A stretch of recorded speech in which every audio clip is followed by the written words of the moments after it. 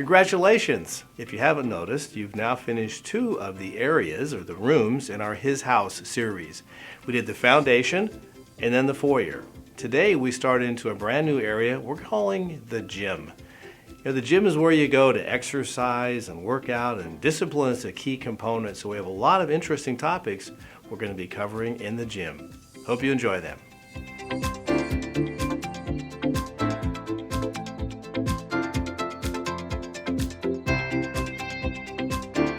Many years ago, when computers were just starting to be commonplace for small businesses, I used to belong to a user group of people who had new computers trying to share with each other what they'd learned, the good experiences, bad experiences, how different software worked, and the various programs and the like.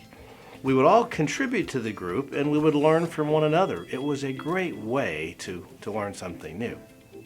I'm going to submit to you that the church should be similar to that. A group of believers who come together to grow and learn collectively and individually from each other. Unfortunately, what we call the modern day church has kind of veered off that path that was its original purpose in many ways. Now, I'm not talking about different denominations or individual churches. I'm referring to the church, the universal church, the body of Christ. 1 Corinthians 12:12 tells us, just as a body, though one has many parts, but all its many parts form one body, so it is with Christ.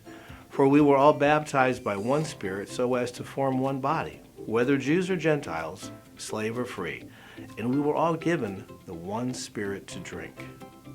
The church is a loving, generous gift from God. It was part of His plan all along, not just something that developed spontaneously after Jesus' death and resurrection. The church is not a building, it's an organism. It's living. It's not a cult. It's a relationship in, with, and through Christ. It's not a social club. Think of the church as a spiritual hospital, or better yet, I like the metaphor of a military outpost. We come as believers, we're trained and we're equipped for spiritual war and battle. Then we go out into the world and we take on Satan and his evil demons. Sometimes we get beat up and we have to return to base to restore our strength. Sometimes we return because we need additional training.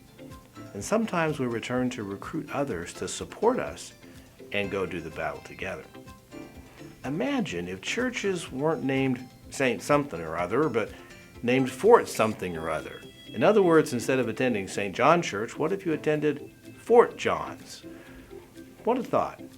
It certainly would affect how we see the church and her purpose. This week we'll take a look at the history of the church, the purpose of the church, her role as the bride of Christ, and many of the challenges facing the church. The topic tends to invoke preconceived ideas and sometimes prejudices in some people based on past experiences, so I encourage you to try and set those aside and really study what the Bible has to say about God's church this week.